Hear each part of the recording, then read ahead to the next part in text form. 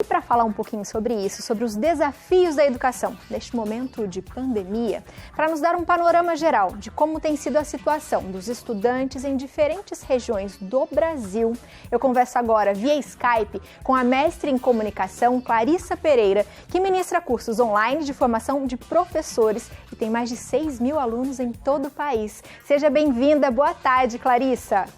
Boa tarde. Obrigada por essa oportunidade de estar com vocês.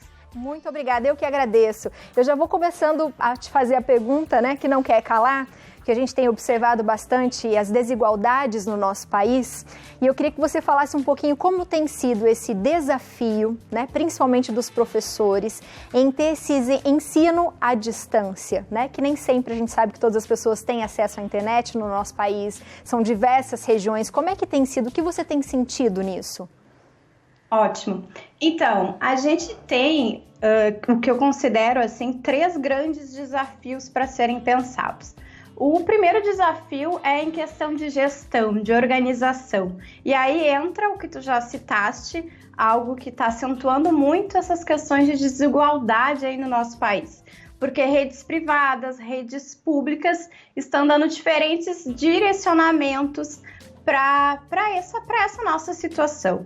A segunda esfera, o segundo grande pilar aí desses desafios, eu estou considerando os pais, as famílias que estão muito angustiadas, tendo que ajudar as crianças. Então, assim, aquelas que estão tendo a oportunidade de ter algum acesso à educação escolar em casa, a gente vê alguma preocupação das famílias em não saber como lidar exatamente com isso, até que ponto elas podem ir, será que é para ser substituto do professor ou não? E um outro lugar que aí toca muito o meu chão é a preocupação docente. As professoras são assim, as professoras desse país realmente precisam ser valorizadas, porque estão vivendo um tempo completamente novo em suas vidas profissionais, estão trabalhando o dobro, o triplo, para dar conta de minimamente continuar um vínculo com esses alunos, mesmo que não recebam direcionamento, Tem muitas professoras aqui de Porto Alegre, professoras de São Paulo, professoras do Rio de Janeiro, professoras de Porto Seguro, enfim, diferentes lugares do país que não tem nem direcionamento do que deve ser feito. E mesmo assim, criaram redes, criaram grupos do Facebook, criaram grupos de WhatsApp para poder chegar naquelas crianças que de alguma forma não estão tendo nenhum contato ou com a leitura ou com a escrita, Tu estava citando que hoje é o Dia Nacional da Língua Portuguesa. Então, para pensar nisso tudo, a gente tem que considerar essas 3 esferas, A organização, as famílias, os pais. E no meio de tudo isso está o sentimento dos nossos alunos, das nossas crianças, dos nossos adolescentes, porque a aprendizagem não acontece sozinho em casa. A aprendizagem acontece sim em interação, ou com o meu professor, com os meus colegas, com os espaços sociais que eu circulo, Com certeza, e a gente fala muito da nossa própria língua portuguesa, que às vezes a gente acha que entende, mas assistir uma aula online nem sempre significa aprender, Ler um texto nem sempre significa você interpretar aquilo que você realmente está lendo. Então eu vejo isso como desafiador mesmo, porque a gente sabe que os nossos professores, que devem ser muito valorizados, já foram um dia, isso se perdeu e é muito triste que a gente melhore essa situação, mas que eles estão acostumados com um modo analógico, vamos dizer assim. E você, como dá aula para professores, tem sentido a dificuldade dessa tecnologia também que eles têm que fazer com o computador de casa, com o telefone de casa, passar o seu contato de WhatsApp para todos os pais, O que você tem sentido deles, assim?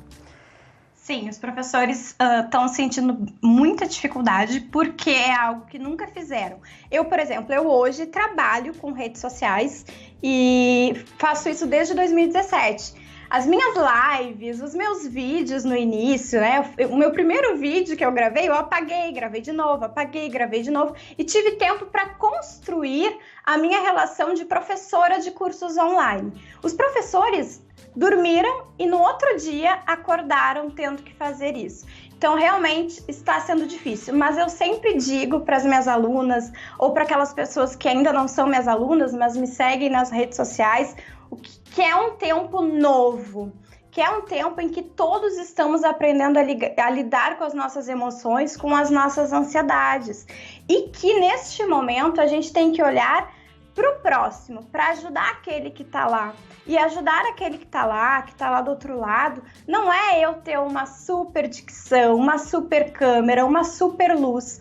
É talvez eu mandar um áudio bacana para eu conseguir mandar um vínculo, conseguir manter um vínculo com o meu aluno. E pensar que quando retornarmos, a gente vai planejar diferentes ações e situações. Esse momento não é paz.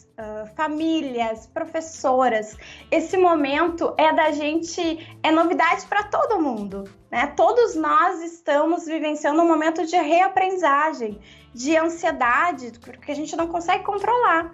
Então, tranquilizem-se, enviem desafios para os alunos. É um momento de aprendizagem que a gente pode tornar mais significativa na relação das famílias, de desafiá-los a criar rotinas, de desafiá-los a ver onde tem leitura e escrita em casa, a gente sentar e ler livros juntos, conversarmos sobre esses livros juntos. É um momento de incentivar os pais a fazerem algo que talvez eles não tinham mais tempo de fazer, mas que possam se dedicar 1 hora do dia, 30 minutos do dia. Eu sei o quanto está sendo complicado, porque muitos pais estão tendo que se adaptar ao home office também, né? Mas que eles possam organizar uma rotina não só de estudos com os alunos. Na escola a gente funciona muito bem com rotina, a criança sabe o horário do lanche, a criança sabe o horário de tal disciplina, de tal brincadeira, do recreio. Então, pensar nessas crianças, no que eles estão sentindo e como é que a gente pode organizá-los melhor, também é uma grande aprendizagem. Passaram por tudo isso. Então, o que eu tenho sentido e o que eu peço assim é respeito tanto de um lado quanto do outro, que os pais consigam compreender também que as professoras não são professoras especialistas de educação à distância. Às vezes é mais fácil para os alunos de ensino médio que já sabem ler, mas pensa em uma criança que está em processo de alfabetização, em que a gente direciona algumas atividades. Vai precisar, sim, de um auxílio também da família. E vai precisar considerar que eu acredito muito que a alfabetização, especialmente, crianças ali dos anos iniciais, não tenham a expectativa de que aquilo que a gente faz do currículo escolar, presencialmente, a gente vai conseguir dar conta agora, nesse momento, com aulas expositivas, como tu estavas falando. As aulas expositivas, em que a gente entende uma aprendizagem que a criança só vendo o vídeo, o aluno só assistindo a um vídeo, ele vai conseguir compreender, ele vai conseguir ter um bom funcionamento, desenvolver diferentes habilidades. Não vai. É na interação, é na conversa, é podendo perguntar para a professora. Ontem eu estava conversando com uma sobrinha e eu disse assim, o que você está sentindo falta? E ela, da professora explicando uma pergunta e indo lá no quadro e fazendo a pergunta com a gente. E um aluno levanta a mão e o outro colega levanta a mão. Isso tudo é aprendizagem, né? Com certeza. Como é que a gente faz para ver os seus conteúdos? Fala pra gente as suas redes sociais, Clarissa.